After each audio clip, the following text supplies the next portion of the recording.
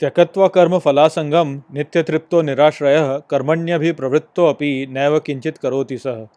Hello friends, this is the 20th shlok of the 4th chapter of Bhagavad Gita, and today we will understand this shlok in detail. So let's first go over its meaning. So the shlok says Tyakatva karma phalasangam, which means by renouncing the fruits of actions. Nitya tripto nirashrayah, which means perpetually contented without sheltering in anything. Karmanya bhi pravritto api, which means even in performing action, naiva kinchit karoti sah, which means he certainly does not act.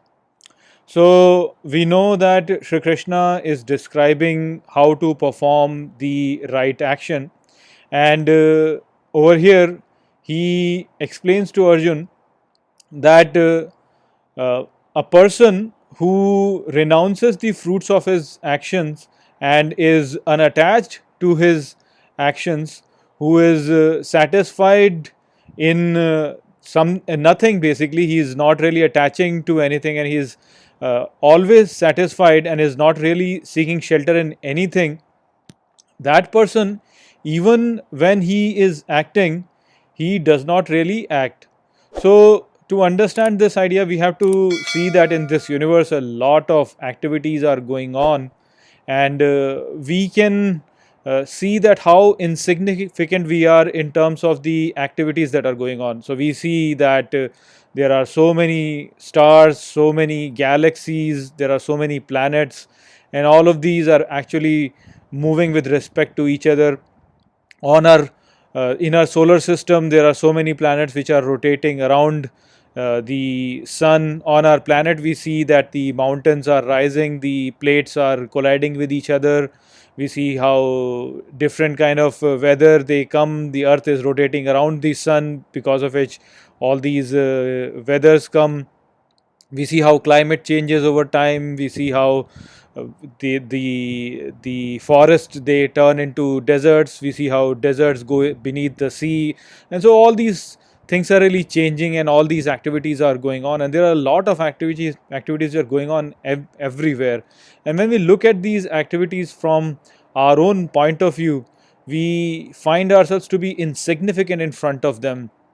This basically happens because we look at the activities from the point of view of our ego, and because we do that, that's why we feel insignificant. However, if we stop doing that, and we see this whole universe as one single entity, and we being a part of it, which is basically taking part in this whole yajna that is going on in this creation, and how this creation is moving forward, and we as part of it are contributing towards this progress that is going on in this universe, then we can see how we are part of this great grand thing which is going on. And as being part of that observer, we are basically observing all these things unfolding out there. And so that perspective is what we need to develop. And when we look at it from that perspective, then whenever we are acting from that perspective, then it's not us who are actually acting, but this entire creation is acting through us. And in that situation, you can do things, but you are still not doing it, because you are not really the one who is acting, but this creation is acting. I mean, just look at the example of things. I mean, you see how sun rises and then sets. You see that how when a forest grows old, then in a thunderstorm the fire burns. So all these things are going on. Now sun does not really think that, he is rising and then falling, and he's doing it for any purpose, or he really needs anything in return for it. He is satisfied in whatever the sun is doing. It is not really finding any shelter in anything, any ego, anything like that.